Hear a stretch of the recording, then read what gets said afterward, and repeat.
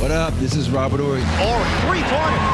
Buries it. You might know me as Big Shot Bob. To Ory for three. Oh, unbelievable. This guy is off the charts. What's going on, Big Shot Bob? Robert Ory from downtown. All right, let's do it one more time this week. It's the shoot around. Done 54 of these jokers. If you ever have a question for the show or something you want to make fun of us about, clarify, or ask something about Rob, I mean, I don't know why you would ask us a question. We're not as interesting as he is. We're at Big Shot Bob Pod pretty much everywhere. I did have a lot of people send me this week, and we didn't play it on Tuesday. It's the Udonis Haslem clip that's been making the rounds from First Take. UW. UW. All right. I'm going to play you the audio, and then there's a question attached to this. So here's Udonis Haslem with Molly Quirm on First Take. Who's the biggest threat to the Celtics in the East, UD? The Miami Heat. The Miami Heat. And I'm not just saying that because I'm being a Miami homer. Heat. I'm hearing a lot of rumors about the Miami Heat. I'm hearing like Jimmy Butler might not be back. There's a lot of rumors happening. It's been the Heat and the Celtics. So like Milwaukee you better get your players locked down. You guys better figure that situation out. Don't worry about that. I'll make a call as soon as we get off the show. You better get it all locked down. All right. So can I be honest with you about something? Go, man. Molly is annoying. And I say that with every bit of respect that I could lend to this. She is annoying. And don't let the other guys be off-site and they're going, they're on the show through Zoom or through some recording. It is unbearable. And look, Molly's good at her job. She's been in this industry for a while, but my goodness, it can be unbearable sometimes with the over-talking, especially if you're asking a guy a question and you want him to explain himself. It's bad. But I digress. Go ahead. I don't really watch First Take because I'm not up. Sure. Why would you? I'm not in the house. But I think sometimes you can't see the forest for the trees, and that's what Udonis is doing right now. Yeah, he's like Miami Heat. He's Miami a Heat Heat lifer. I mean, it's like nobody can even play defense on the Miami Heat anymore. It's like you think about Bam. Bam used to be even though he's up there, he can't guard everybody. Jimmy Butler can't stay on the floor, and those other two guys that you got over there can't guard me at 53.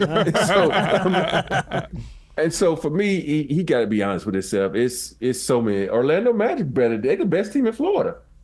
Let's be honest. So no, it ain't. Miami Heat won't even make the playoffs probably next year. Is Jimmy gone? I think Jimmy's gone because Jimmy, even though he probably likes Miami and loves being there because it's good for his brand, I just think he's out of there, man. It's just because at the end of the day, Jimmy wants to win. And you look around that team, you like, he ain't no dog. He ain't no dog. I got one dog on this team. That's Bam. I'm out. Yeah, you better go. I forgot. I'm sorry, too, because I forgot about, JJ, Triple J. So. He might as well go back to Philly. Well, my thing with Jimmy, too, is that Jimmy gets impatient. He doesn't want to wait around. So, like, the minute something starts to kind of wobble underneath him, he gone. His best shot was in the bubble. Yeah. Mm-hmm. Like, that was his best shot, unless he goes somewhere where he has another real opportunity. But the way the league, especially the West, if I'm him, I'm staying out of the West because that's a gauntlet. Boy, you going to go through it. Who are the contenders in the East? I feel like it's Milwaukee and Philly, really, are the two that jump off. It's really, to me, Rob, and I don't know if you agree with me and tell me. I think it's Boston, and when Milwaukee's healthy. Well, it also depends on what Philly does this summer. I was going to say, don't sleep on Philly, too, if Embiid is fully back. Well, that's the hard part. Embiid, I know there's a lot of ifs and nuts. I know. I get it. Yeah. But, if you look, it's like, and that's – and I think the Knicks need to add another piece. They just can't do the Allen Iverson thing with Brunson, let him do his thing and let everybody else fit in where they get in. It's a lot of good teams over there, I think, and who knows what the Pacers are going to do.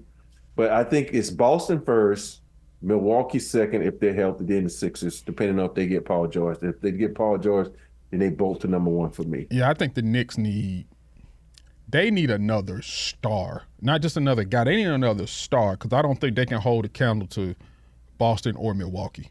When fully healthy, I just don't think they can do it. And let's be real, like Milwaukee, is that project really going to work with him and Dame? Because they lost a lot defensively.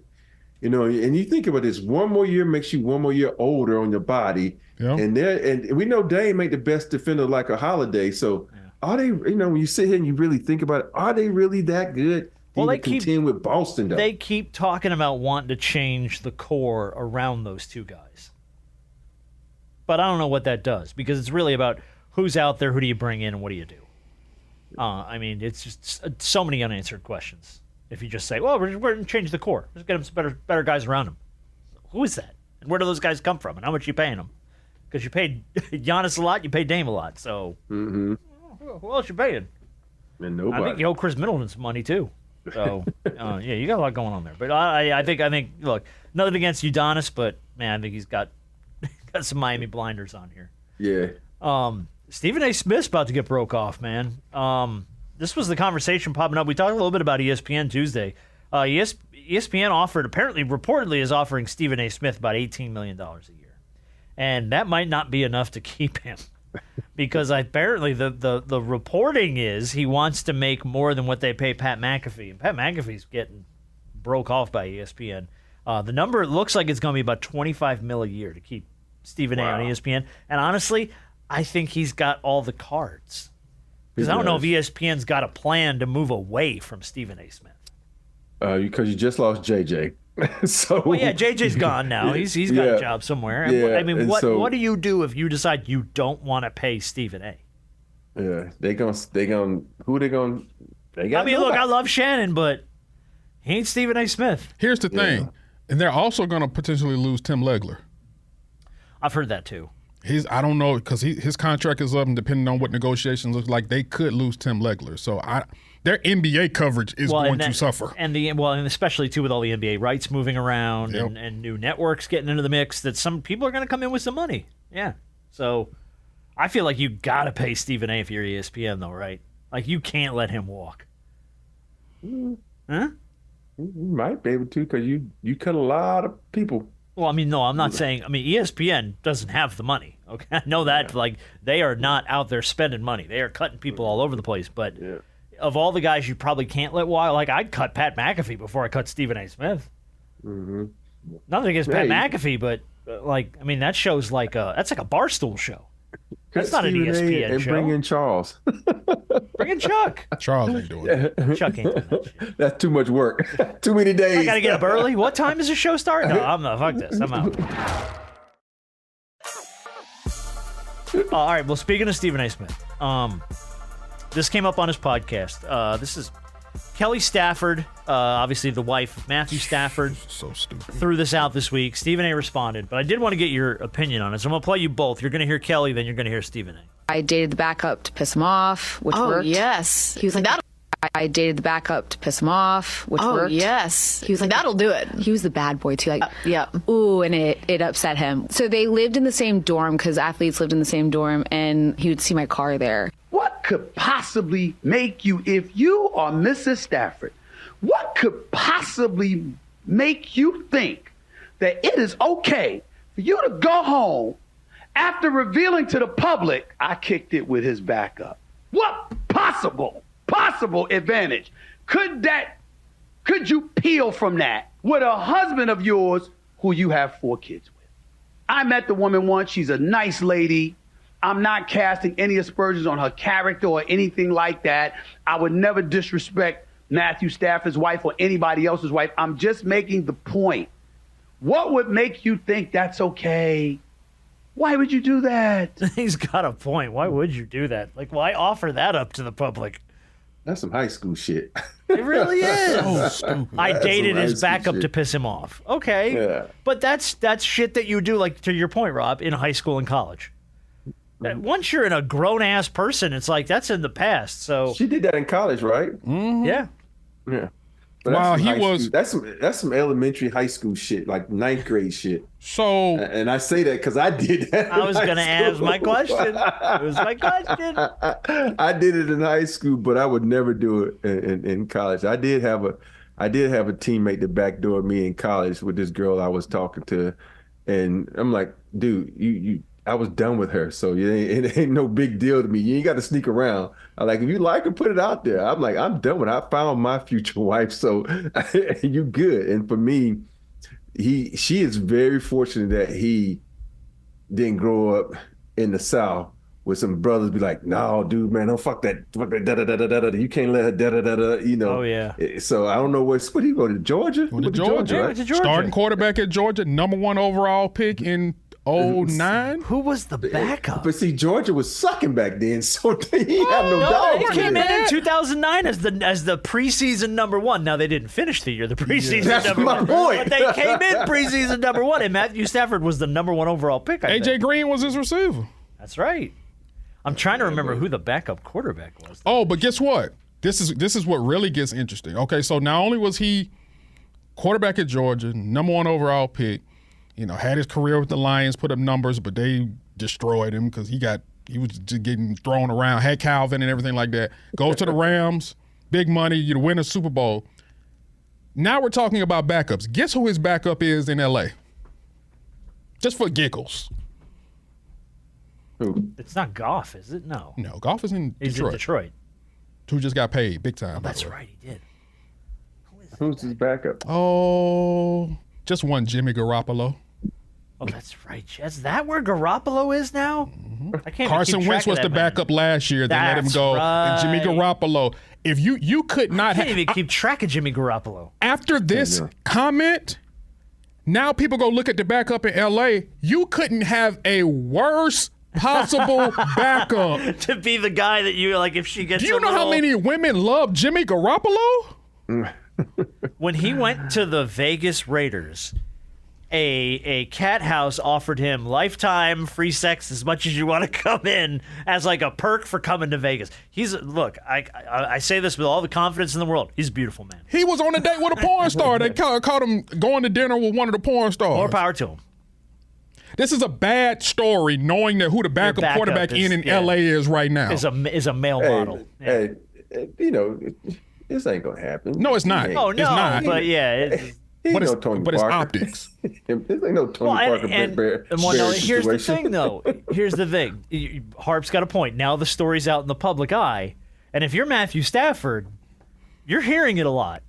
And if you do this, and you happen to look over your shoulder and see Jimmy Garoppolo, okay, now that's starting to work its way into your brain a little bit. Because guys have very fragile egos with this stuff. Jimmy Garoppolo is giving any guy a tough time when he walks into the club. I don't care what any guy says. Jimmy Garoppolo walks in any club, he giving any guy a tough time. No, he walks into a black club, dog. Man, them black women love him, some Jimmy Garoppolo. I love that. You know what you see when he walks into the club? Pennies. Just panties. Even if they don't know who he is, who is that? They'll find out. We're going to find out. Trust me about it. Trust me on that one. All right, I wanted to ask Rob if it ever happened to him, but apparently it did. I did that. It was me. My senior year, my junior year season, junior girlfriend. She was talking to a dude I told her not to talk to because I didn't like him. He and I actually got into a fist fight. So I said, she said I can be friends with whoever I want to be friends with. So I broke up with her and started dating her friend. Nicely done. Nicely done. Hey, but you think about it though. But that is high school. But if you're being friends with some dude that jumped me from behind and you're going to be friends with him, no, I said you can't be friends with him. And then so I had to, okay, I'm going to date your friend then. How about that? Break it with you and date your friend. People getting in all kinds of fights when you grow up, man. Shit. All right, well, look, unfortunately, I have to report. This is tough news for everybody. The Nuttin But Azz tournament got canceled in New Jersey, so we're going to have to refund our tickets to that. This was supposed to be a celebrity baddies basketball tournament in Westside High School in Newark, New Jersey. But a video that popped up online promoting it had girls shaking their asses in tiny little thongs, and the whole administration put the kibosh on it. The guy that put it together was a local politician in cooperation with celebrity music manager Big Fendi. And he had to apologize to everybody The Nuttin But Azz Celebrity Baddies basketball team. I remember seeing a game like that last year or the year before. They put up footage. Oh yeah. Yeah, it was out there. It was thicker than cold grits on a Sunday evening. And what high school was it supposed to be at? Hold on. What's the name of the high school? West Side High School. I thought you said East Side. I'm like, East Side? East Side to the West Side. In Newark, New Jersey. Rob, what's the weirdest invite you've ever received to an event or a tournament?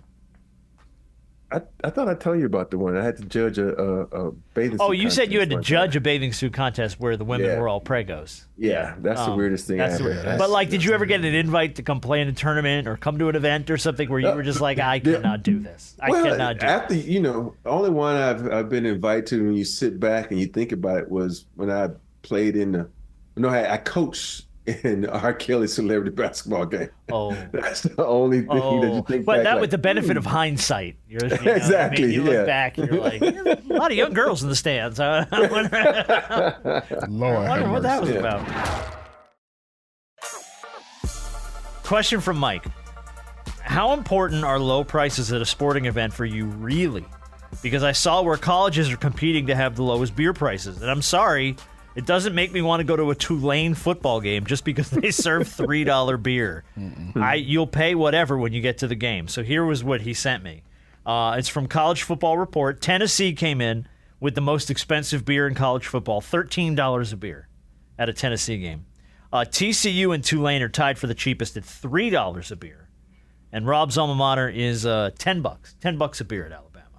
I don't get that, but I'm about to die. Yep.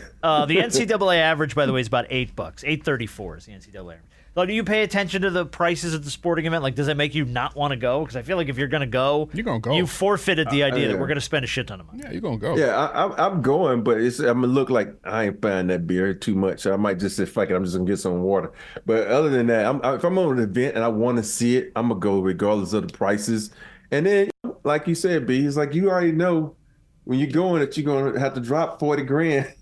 Yo, dude, forget it, man. You just budget. You're like, this is a $500 night. There's nothing I can do about it. Yeah, especially when they ain't always been able to sell beer at college games. You think people actually care about what the price is? Yeah. It's a college football game. Yeah. Them folks coming in drunk anyway, and they're going to get more drunk at the tailgate stadium. Yeah. Especially when you're Tulane and you're serving $3 beer. Oh, my goodness. Yeah, a college that's in New Orleans. Oh, God. Man, them Tulane walking in with their flask and their beer. They like most of these, I guarantee you, half the people who go to Alabama games when I was in college, they already got their liquor on them. They already got their beer on them. They don't have liquor. They're professionals at this point because they had to sneak it in for years. Yeah, so they ain't buying it in the stadium. No. And plus, look, them trust fund babies can afford that.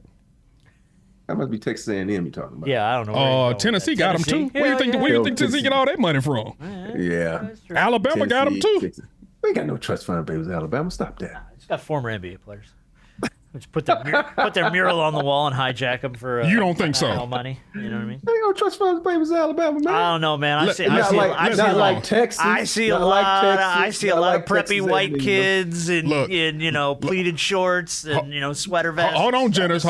First of all, that's every freaking college. Hold on, Jenners. No. Ori is in the Udonis Haslem area. He's in denial right now. That's right. No. Yeah. No, I'm not in denial. I'm not saying they don't have some, but they don't have as much as Texas and Texas A&M. They got enough. Well, Georgia got enough. Georgia Tech got enough. Look, he deviating. He trying to pass it on to somebody else. We ain't brought up them. We all got it. Unless you went to FAU like me, in which case everybody's just happy to get a college degree. That's all we give a shit about. I forgot about Stanford too. Stanford got some money too. Oh, well, he done went all the way out west. Look at him. Stanford is money. So let's name all the schools that got Pepperdine, Stanford, Cal. CLA's got money. Ain't Pepperdine private? Shit. Yeah, but they don't have a lot of students though. But they got a hell of an endowment, don't they? Yeah, but what you got to understand is you got to have the school that also has a good athletic program that brings in the extra money. Okay, USC. Yeah. Okay. They private as hell.